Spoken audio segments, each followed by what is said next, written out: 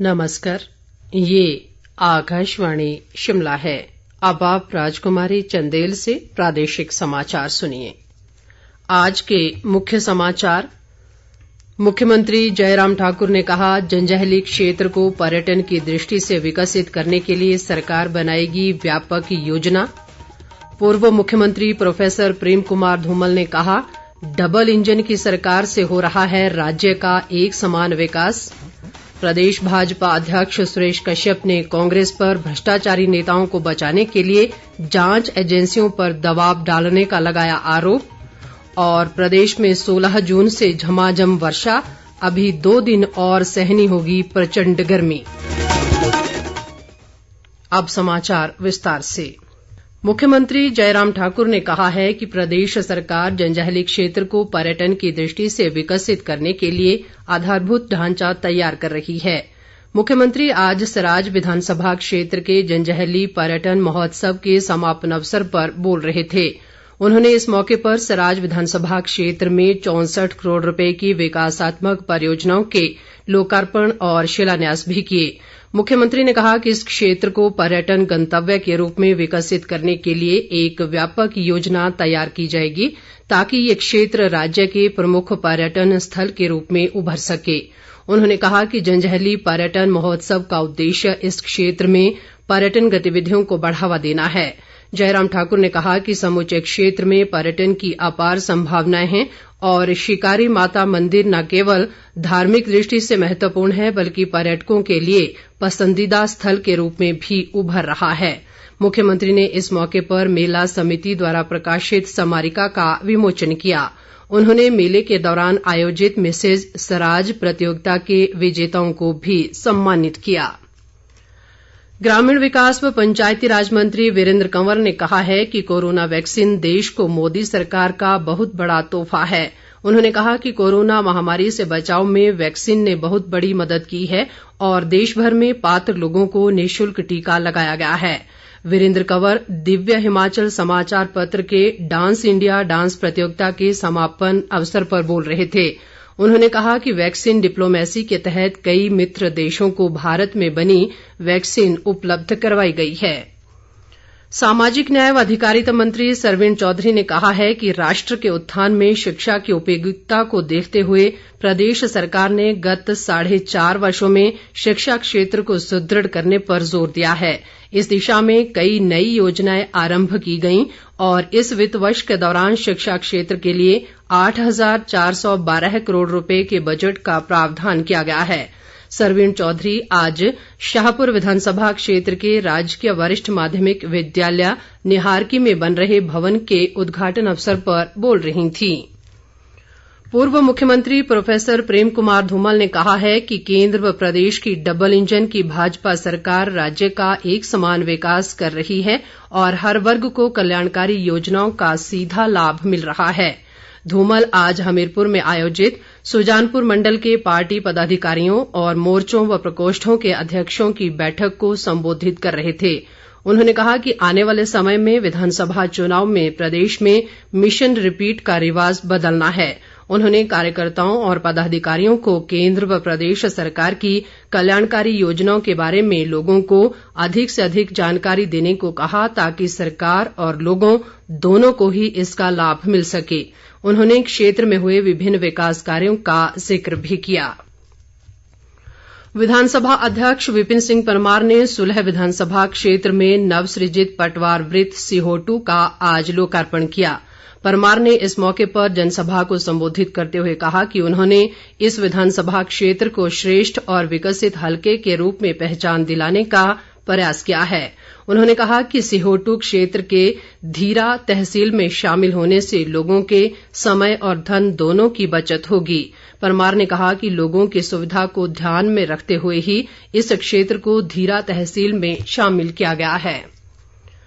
प्रदेश Bhajpa media सह प्रभारी नरेंद्र अत्री ने कहा है कि समाज में सही दिशा में किए गए छोटे छोटे प्रयासों से बड़ा सकारात्मक बदलाव लाया जा सकता है। वे आज टिहरा में सामाजिक संस्था यस हिमाचल द्वारा नशे के खिलाफ आयोजित जागरूकता कार्यक्रम के मौके पर बोल रहे थे।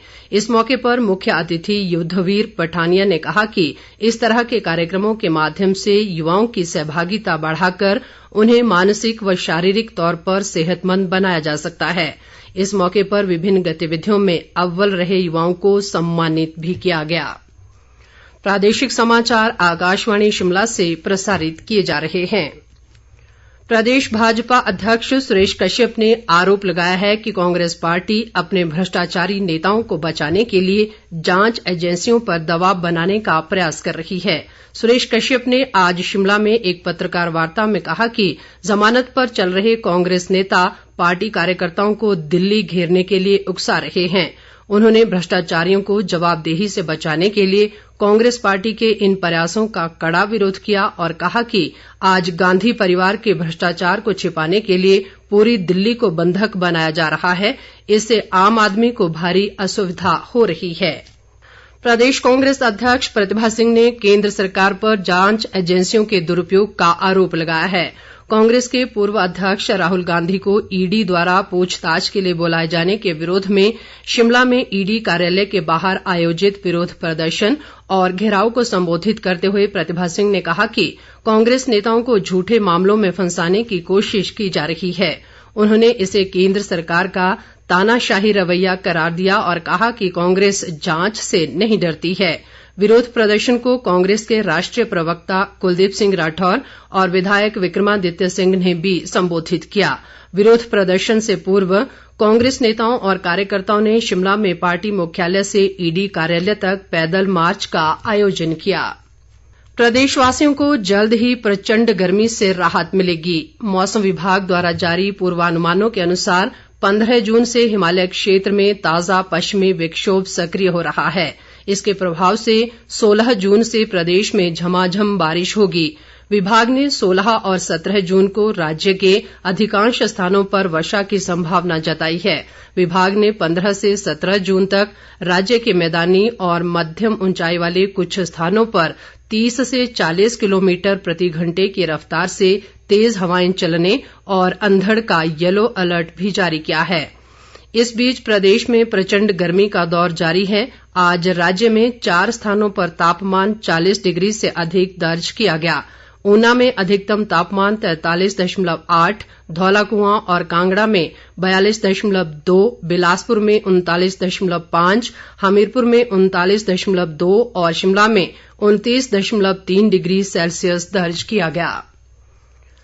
आकाशवाणी शिमला के क्षेत्रीय समाचार एकांश द्वारा प्रत्येक सोमवार को अमृत महोत्सव क्विज आकाशवाणी समाचार के साथ कार्यक्रम शुरू किया गया है। आजादी का Amrit Mahotsav.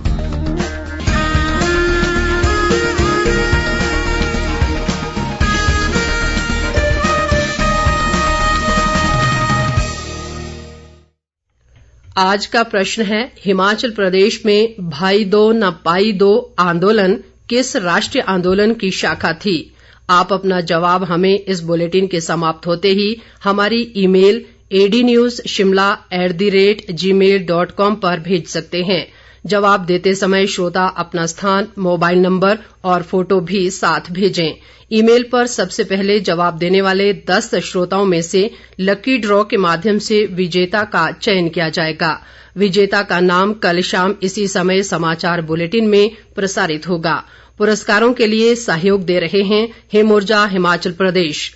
Roof top solar power plant लगाएं, बिजली बचाएं, केंद्र व राज्य सरकार की सब्सिडी का लाभ उठाएं। अधिक जानकारी के लिए अपने निकटतम हिमऊर्जा कार्यालय से संपर्क करें। हिमाचली लोक संगीत के प्रख्यात रचनाकार एस शशि का कल रात दिल्ली में निधन हो गया। वे आकाशवाणी जालंधर और आकाशवाणी शिमला में सेवारत रहे।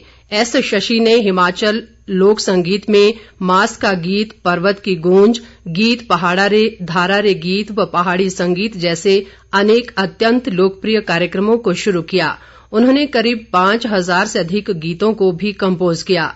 इस बीच घाटी गुंजन कला मंच ने आज एक शोक सभा आयोजित कर एस शशि के निधन पर गहरा दुख जताया।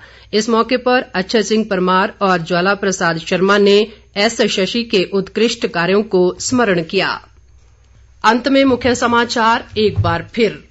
मुख्यमंत्री जयराम ठाकुर ने कहा, जंजैहली क्षेत्र को पर्यटन की दृष्टि से विकसित करने के लिए सरकार बनाएगी व्यापक योजना।